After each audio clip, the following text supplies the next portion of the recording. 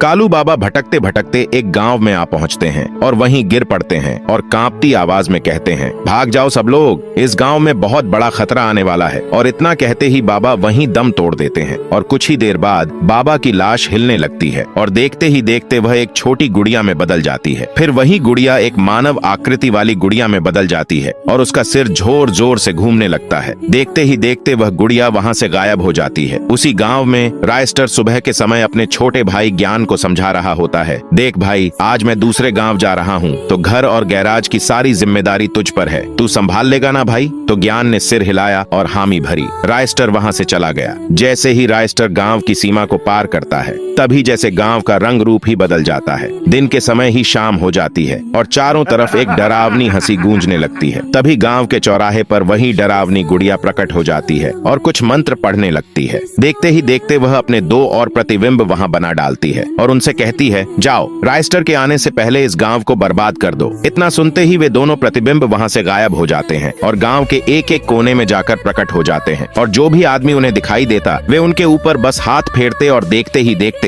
उन्हें रेत में बदल देते। ये सिलसिला पूरी रात चलता रहा। सुबह होते होते ज्ञान भी अपना गैराज बंद करके गांव की तरफ निकल पड़ा और जैसे ही ज्ञान गांव में दाखिल हुआ वो गुड़िया अचानक उसके सामने आकर प्रकट हो गई और उस पर हाथ फेरने लगी। देखते ही देखते ज्ञान भी रेत में बदल गया और फिर वो गुड़िया वहाँ से गायब हो गई। जब सुबह रायस्टर गांव में वापस आया तो उसे गांव की हवा में कुछ भारीपन महसूस हुआ। इससे पहले रायस्टर कुछ समझ पाता तभी एक आदमी दौड़ता हुआ रायस्टर के पास आया और रोते हुए बोला, रायस्टर भाई, तुम्हारे गांव से बाहर जाते ही गांव में कुछ अजीब से पुरानी घूमने लगी। उनका रूप एक अजीब सी गुड़िया जैसा था जो जिस पर भी हाथ फेरते वह इंसान रेत में बदल जाता और इस हमले की चपेट में तुम्हारा भाई ज्ञान भी आ गया। इतना सुनते ही रायस्टर सीधे अपने भाई की लाश की तरफ दौड़ पड़ा, पर जब वह वहाँ पहुँचा तो देखकर दंग रह गया। उसका भाई वहाँ पर नहीं था, बस हवा में कुछ भारीपन था। रायस्टर वहीं घुटनों के बल गिरकर फूट फूट कर रोने लगा। तभी रोते रोते उसे बाबा कालू का ख्याल आया। वह सीधे बाबा कालू की गुफा की ओर दौड़ पड़ा और जब वहाँ पहुँचा तो सामने का नजारा देखकर दंग रह गया। वहाँ एक आदमी फूट फूट कर रो रहा था। रायस्टर पास गया और कांपती आवाज में पूछने लगा, तुम कौन हो और बाबा कालू कहाँ है? वह आदमी आंसू पोंछते हुए बताने लगा, बाबा कालू कुछ दिन पहले तुमसे मिलने तुम्हारे ही गांव आए थे। उन्हें आने वाले खतरे के बारे में तुम्हें कुछ बताना था, पर जब वे वहाँ पहुँचे तो चक्कर खाकर अचानक गिर पड़े और वहीं दम तोड़ दिया। रायस्टर यह सब सुनकर सब समझ जाता है। वह वहाँ से सीधे गांव चला आता है